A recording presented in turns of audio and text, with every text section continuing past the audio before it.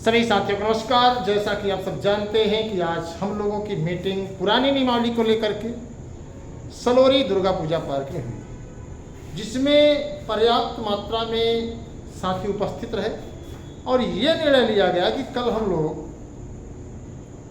12 बजे उत्तर प्रदेश शिक्षा निदेशालय प्रयागराज के जो एडी महोदय हैं उनसे मिलकर के एक बार फिर जो है पुरानी नियमावली के बारे में चर्चा करेंगे और उनसे अनुरोध करेंगे कि जो 21 तारीख को शासन स्तर पर बैठक है, इस बैठक में तत्काल पुरानी नियमावली के संदर्भ में निर्णय लिया जाए और विज्ञापन जल्द से जल्द जारी किए जाने का निर्देश दिया जाए, जिससे कि अशासकीय सहायता प्राप्त माध्यमिक विद्यालयों में जो शिक्षकों के पद बहुतायत की संख्या में रिक्त हैं उसे भरे जाने की कवायद पूरी हो और छात्रों को शिक्षक मिल सके। ऐसा इसलिए मित्रों कि आपने देखा होगा कि छात्रों ने अब शिक्षकों की डिमांड शुरू कर दी है।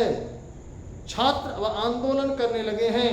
जेन अल्फा के अभ्यर्थी जो है, जो युवा हैं, वे अब सड़कों पर उतर गए हैं। उनका ये कहना है कि हमें शिक्षक चाहिए और सरकारी तंत्र में शिक्षकों की जो भरमार होनी चाहिए शायद वो नहीं है।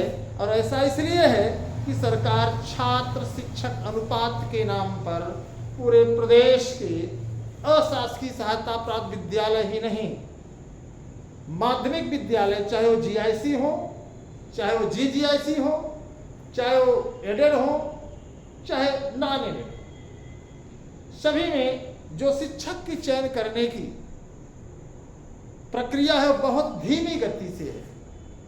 आपके बारे में सरकार सोच नहीं रही है, बच्चों के बारे में नहीं सोच रही है।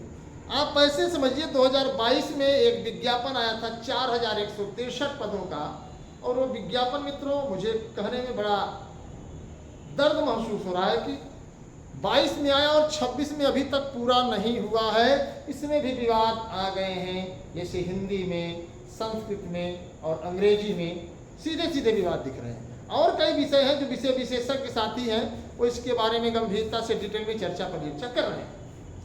लेकिन जहां तक मैं आप लोगों को मित्रों बता दूं कि आप लोगों को यह सोच करके बेहद हैरानी होगी कि सरकार ने 16 सितंबर 2025 को एक नई नियमावली, एक नया गजट पेश कर दिया है। इस गजट से उत्तर प्रदेश के लगभग 7 लाख से अधिक नौजवान इस बात को लेकर के प्रभावित हो रहे हैं कि उन्होंने बीएड की डिग्री को अनिवार्य नहीं समझा था।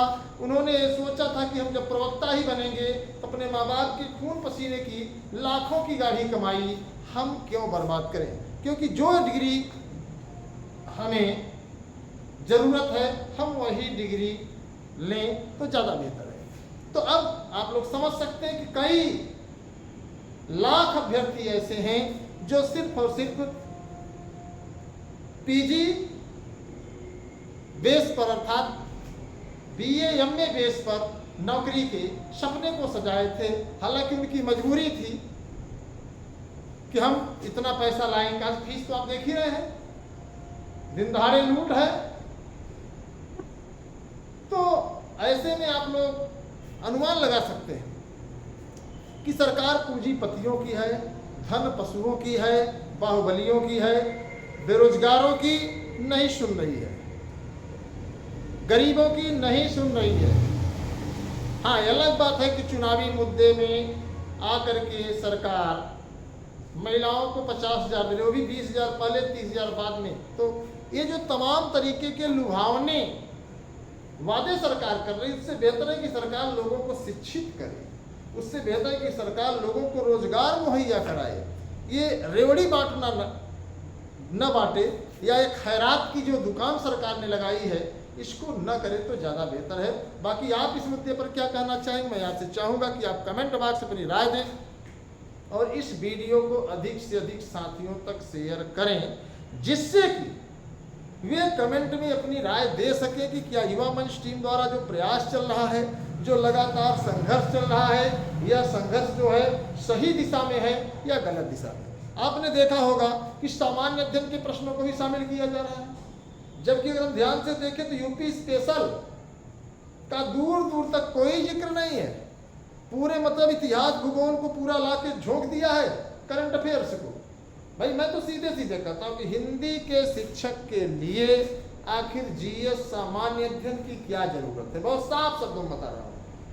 गणित के शिक्षक के लिए जीएस और सामान्य अध्ययन की क्या जरूरत है, अंग्रेजी के शिक्षक के लिए सामान्य अध्ययन या फिर घटना चक्र या पूरे इतिहास भूगोल की जानकारी से क्या मतलब है।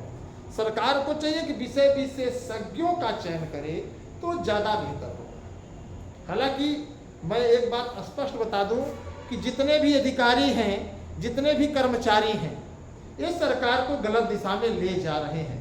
और ऐसा इसलिए मैं दावे के साथ कह रहा हूं कि ये चाहते हैं कि ये सरकार चली जाए। अब सरकार को तय करना है कि सरकार के सलाहकार किस तरीके से हैं। सच्चाई यही मित्रों कि जो सनातन से नियमावली चली जा रही है, मुझे नहीं लगता उसमें कोई कमियां हैं। आपको बता दें, उस समय एजुकेशन का जो महत्व था, आज शायद सरकारी विद्यालयों की शिक्षा व्यवस्था पटरी से उतर चुकी है। इस बात को आप स्वीकार करें अन्यथा न करें, लेकिन चीज़ें दिखाई दे रही हैं। इसीलिए सरकार ने कहा कि कोई भी यूट्यूबर विद्यालय में जाकर विद्यालय की स्थिति परिस्थिति को नहीं दिखाएगा सोशल मीडिया पर, नहीं तो जो हमारा भारत विश्व गुरु है उसकी बदनामी हो जाएगी। बात समझिएगा आप लोग।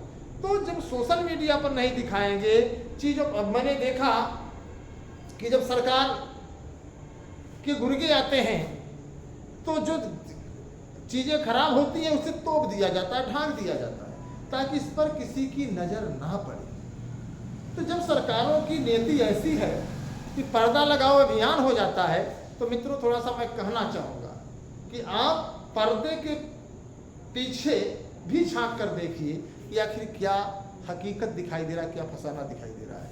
हालांकि मुझे इस पर बहुत ज़्यादा नहीं कहना है, मैं यही इतना कहूँगा कि सरकार के लोग ही सरकार की लुटिया डुबाने में कोई कोर कसर नहीं छोड़ रहे हैं। इसलिए सभी से मैं कहना चाहूँगा कि आप सभी साथी इस वीडियो को अधिक से अधिक शेयर करें और कल हम लोग 12 बजे शिक्षा निदेशालय पहुँचेंगे और वहाँ ज्ञापन देंगे और कहेंगे यथाशीघ्र पुरानी नियमावली को बहाल करने के लिए प्रयास किया जाए और 21 तारीख को होने वाली जो प्रस्तावित मीटिंग है शासन प्रशासन की, उसमें इस मुद्दे को स्पष्ट रूप से रखा जाए।